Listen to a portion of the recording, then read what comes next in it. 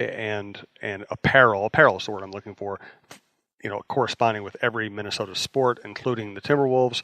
And by the way, use the promo code YouBetcha to get free shipping from sodastick.com. YouBetcha. YouBetcha is a promo code to use at sodastick.com to get free shipping on any size order.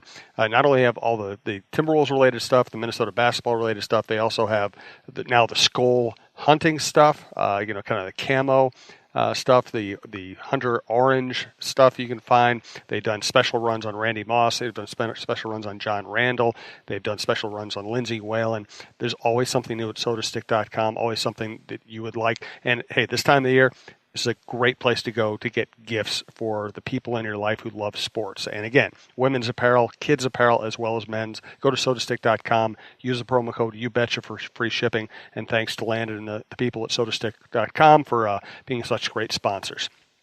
So what is Tom Thibodeau's job status in the eyes of Glenn Taylor right now? Well, I so far, and I haven't been able to speak to Glenn yet, and I think he's been quiet because he's waiting for the trade to be finalized and all of these things. But I don't have any indication that any kind of move is imminent. That he's looking to make a change in that regard right now. Remember, the circumstances in some ways hasn't changed.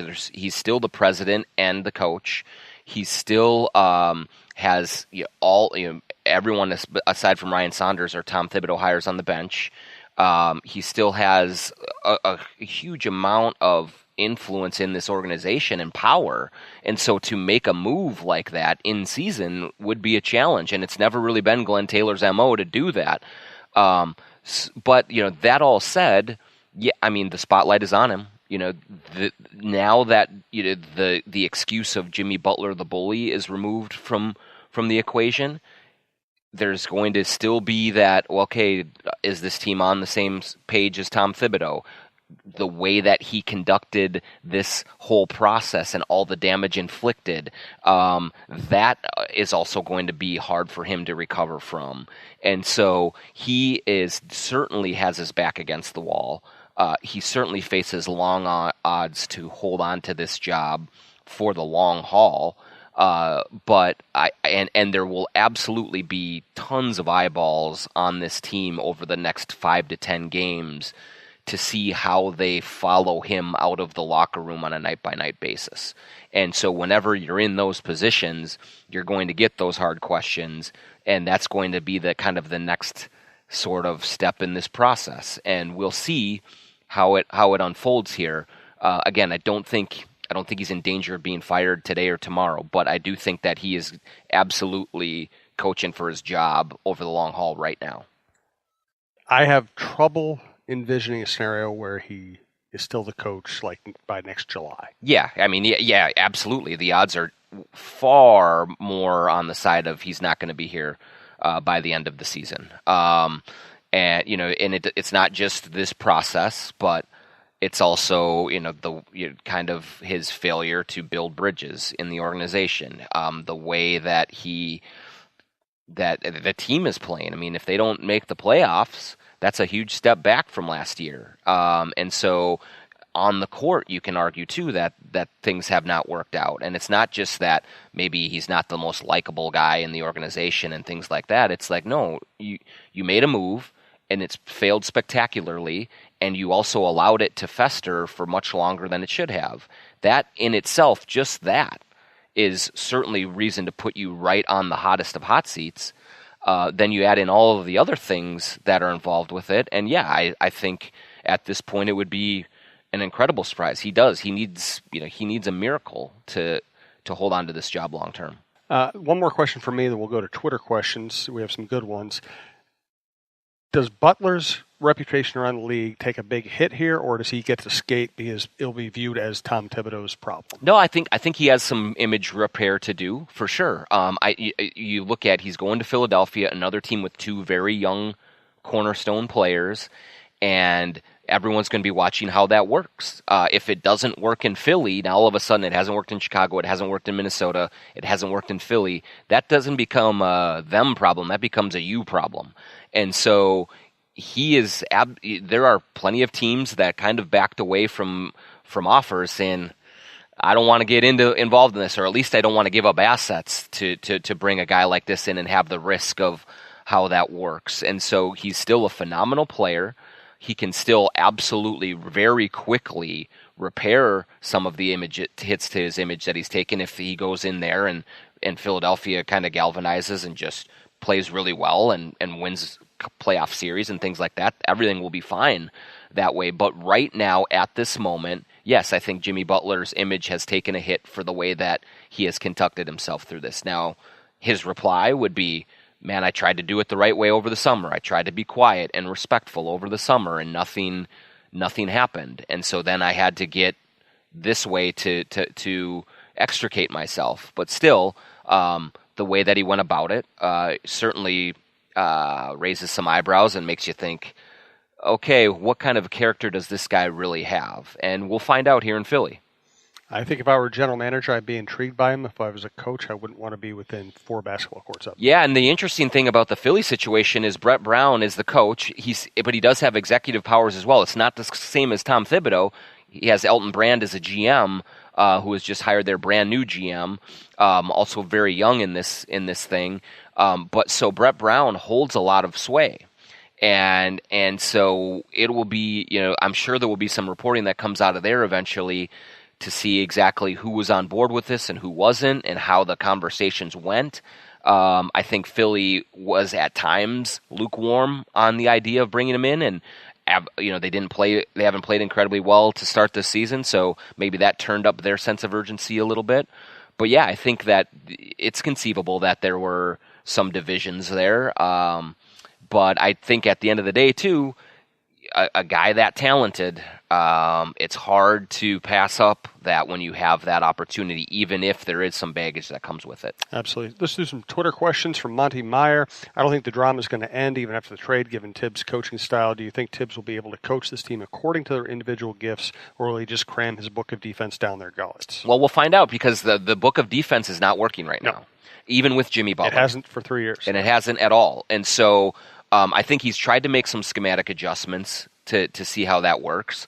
But there's no question that they're still getting their doors blown off. They're not rebounding. They're not getting back in transition. They're not doing a lot of the things that you need to do well to play defense. And so if Tom Thibodeau isn't going to do some soul searching now, isn't going to look himself in the mirror and wonder, do I have to do something differently to try and get to these guys, I don't know when it would happen. So we will all be watching it very closely. But absolutely, whatever he's trying to do right now defensively still isn't working. To his credit, they have been offensively have made a bunch of changes. They're shooting more threes. They're still not at number 4 in the league like they were last year. But I think the model that they have now. Were they number 4 in the league? Nobody ever mentioned that. Yeah, right, Nobody ever mentioned that during a press conference. They're number 4 in the league in offensive efficiency. But I think for now they're 14th or 15th. But I think the model that their system they're running is more sustainable for long-term success.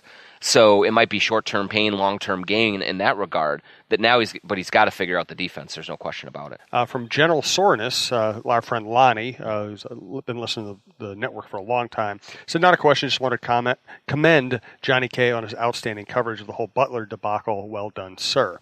Much appreciated. Thank you. From Jerry MNTC, what is the goal for this season now? Straighten up the locker room, get rid of Tibbs, hope for a good pick in the upcoming draft, get the fans back to target center? ?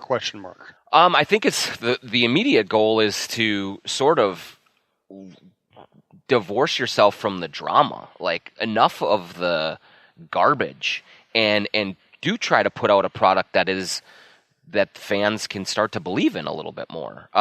It doesn't mean that they can they have to win 50 games and get to the playoffs and win a series with this group, but I think it is a process of recalibrating again around Towns and Wiggins and figuring out how to make that thing work. They're both here for a long, long time. They're making an awful lot of money. Tibbs had a role in signing the players to those deals, so it's incumbent upon this organization to figure out how that model works with them as the featured wheels, and to show their fans that they are addressing some of the major concerns in this organization, and they're going to try and get some sort of credibility back in the marketplace. And so I think they're modest goals early, and then you see how it goes out. And if things go well, then you keep picking it up and keep adding on to that from there. From Andrew Derrickson, if the losing continues at a similar pace the next few months, do you foresee other Tibbs players such as Taj and D Rose, both on one-year deals, being traded? It's possible. I mean, if they go into more rebuilding mode and it's clear that they're not going to be in the playoff hunt, they could try to get assets for those guys. Now, Derrick Rose has essentially a no trade clause in his contract because it's a 1-year veteran minimum deal, so he'd have to approve it. So would he be willing to leave Tibbs right now with the way that he's playing and all that? I don't know. Gibson could be a guy who another team could give up a pick or something like that to get him on a rental and try and make a playoff push. If you need a rebounder, you need a defender, you need just a steady guy, he could be a target. But if they make those types of moves, I don't think Tom Thibodeau is the guy making those moves. I think that comes from somewhere else saying either Tom Thibodeau isn't here or they're saying, Tibbs, we got to start looking toward the future here.